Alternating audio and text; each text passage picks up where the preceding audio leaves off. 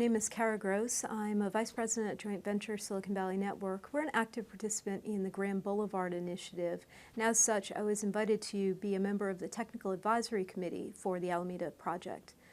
The Alameda is the southern end of the project area for the Grand Boulevard Initiative, and we're so particularly proud that San Jose has jumped out in front and taken some real leadership in expanding and advancing the vision of the Grand Boulevard. The Alameda is in many ways the epitome of the Grand Boulevard with its wide sidewalks and its tree canopy, but it also epitomizes some of the problems we have along the entire boulevard with high-speed traffic and pedestrian challenges. So it's a real poster child for the Grand Boulevard project.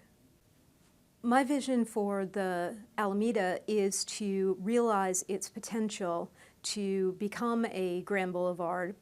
The Alameda has so many assets. It has, in the more historic end of the street, the beautiful old homes set back from the road with the gorgeous tree canopy. It's just gives a really warm, inviting feel, and its historical significance is unparalleled, particularly in this part of California.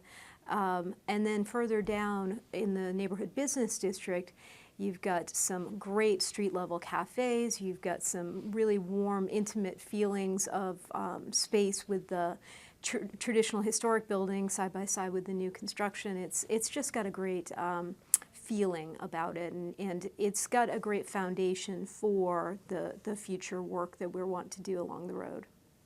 This project really brought to light that a community can look differently at the street and look at the opportunities to slow down traffic and reduce traffic as potentially not just viable but preferable to the current state of affairs.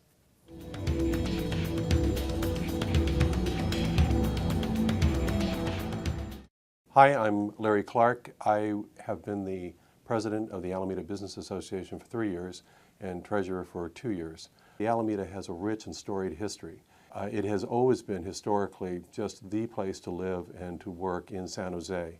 The street has been abandoned in a way. It is State Highway 82. The state hasn't put any money into it. It's a thoroughfare with, well, the traffic's going by so fast, they can't even notice any of the businesses that are there. Usually the shops that are on the Alameda are single store shops. They're unique. The proprietor is working in that shop. My vision is that if we can improve the environment for business on the Alameda, we will improve the services, and therefore it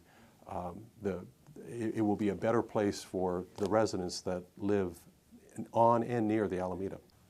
I was very encouraged by the fact that we had hundreds of people come out and participate in this process. People came out and they were not unwilling to give their opinions.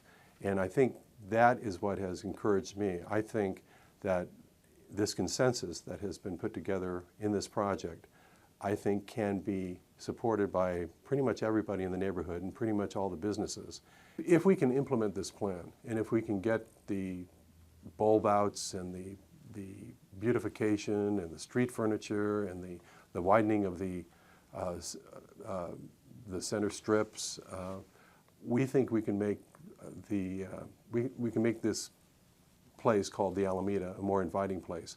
This is the kind of thing that's going to make it a place where families can come down and shop, and restaurants can open up and can serve the local residents. That's what I think is important.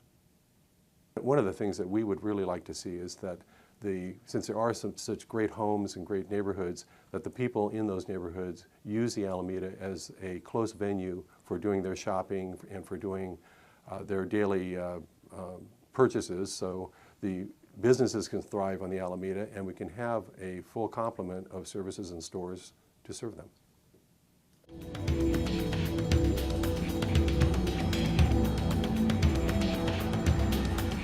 My name is Bob Siple. I'm the president of the Rose Garden Neighborhood Preservation Association, and my role was one of the many members of the TASC, Task Steering Committee for the Alameda.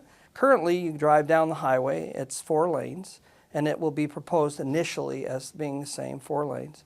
But ultimately, as a neighborhood, we would like to hopefully see it reduced down in size to slow the traffic down, to make it safer for everybody, and actually encourage people to look at the businesses that will be on our street to do some shopping. So going to 2 lanes would be something we would hopefully see.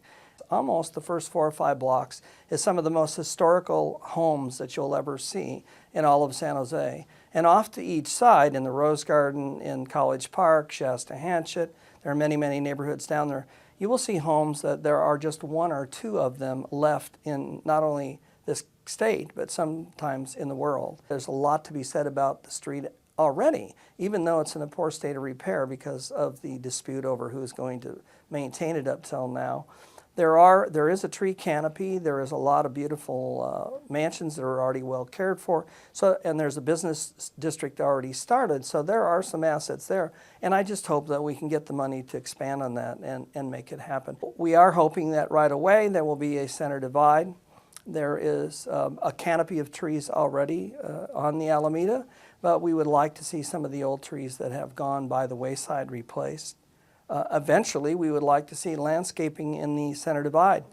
Naturally, the bikes and all of the pedestrian safety will cause the neighbors to then go and shop more and more in their locale. And having known the people on my block for over 40 years, I know that many of them would like to do that 100-mile theory where we really and truly shop where we live, and that includes our foods, which we're very much hoping Whole Foods comes in.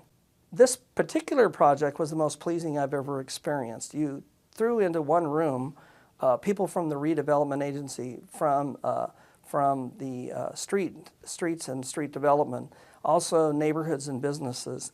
And when it was all done and said, we didn't argue, we all talked about this in a very sensible fashion, and we came up with a plan that I think is probably one of the best projects I've ever worked on. And I think that everybody that had anything to do with it ought to pat themselves on the back. My envision is as you turn off of 880 onto the Alameda, you will then see, as proposed, a large sign that will say, "You are here." And what I hope to hear out of somebody's mouth as this project is finished is, "Wow, this is really a beautiful highway."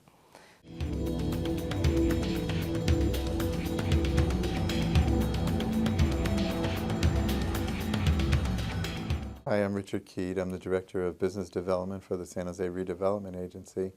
Well, having worked on the Alameda since 1990, I thought I knew everything about the Alameda. I knew it was a challenge for the pedestrians to cross the street, for example, and the speed of traffic, as I mentioned.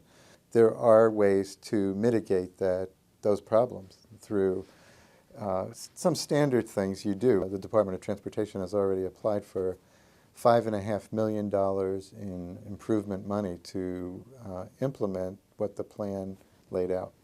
The redevelopment agency has already put in about $10 million into the street over the last time, and started the business association, the Alameda Business Association, which I think is instrumental in keeping this plan alive, as well as government can't do it alone.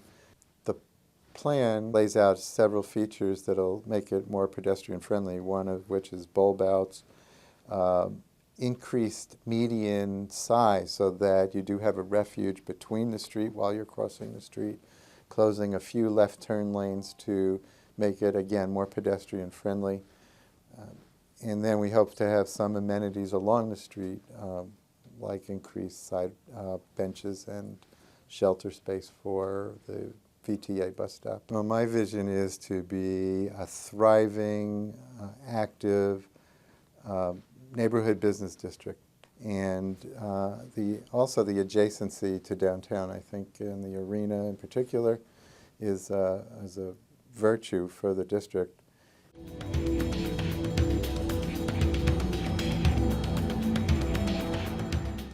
So my name is Mark Morris. I'm on the steering committee representing one of the neighborhoods, and my role really has been to make sure that the voice and opinions of the neighbors are heard on the Alameda project. This project really started several years ago as and really informal discussion group of neighborhood residents, business people, and somebody from the redevelopment agency with a very open-ended question, which was just how can we make the Alameda better? And we really had no more agenda than that. So we started meeting regularly, talking about that, found out about the Grand Boulevard Initiative, Some people went to those meetings. We learned about resources, we learned about grant programs, and kind of evolved from there. So it's been a really exciting and interesting several years to make the Alameda a very people-friendly place, a place that people will walk to, bicycle to, and just want to be there, just want to hang out, meet their neighbors, meet their friends, spend some money on the businesses, but just enjoy the street, because I think that's what could be so exciting, and the potential is there. So we're really lucky on the Alameda because we've got phenomenal assets, both physical assets and I think community assets. So starting with the history of the Alameda is terrific and something that we can really build on with. In this neighborhood, there's first been a great spirit of cooperation between the neighbors and the business people, and people have worked together to try to improve the neighborhood. The neighborhood there's really a sense of pride in the neighborhoods around the Alameda, because people have revitalized their houses. They refurbished the houses from rundown state of 25 or 30 years ago, kind of house by house. And people really have a great sense of commitment and pride to what they've done in the neighborhood, and they have that ongoing sense of commitment that they can carry over to something like the Alameda. And I actually think that that's maybe one of the most valuable assets that we have. What the residents and what the community could do if they're given a chance to participate, I think they can. I expect of them to provide great input, to help really define the vision, to have good ideas about what could be done to make the Alameda better, and that's all been confirmed in great degree. And I'm really happy that perception was right. Once you end up and sometimes with a slightly antagonistic relationship to city staff, which is probably unjustified. And I was a little worried about that. I was a little worried that they might think that this project was not their idea and kind of say, it's not our project, you're on your own. And that turned out to be completely wrong, that they really bought into the vision. They see the opportunity. They're as excited as we all are, and they're participating. And so that's, I'm happy that fear was completely unfounded. That's been the most delightful discovery of the project. First, I hope the plan itself is good enough that people will look at it and say, this is terrific, we want to do some of these things.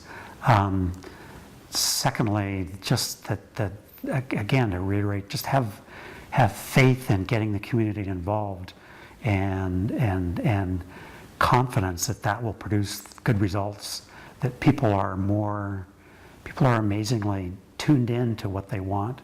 But if you give it to them, they can really make progress on their own and come up with really good ideas and good solutions. So I think maybe that's the number one thing, have faith in the community participation.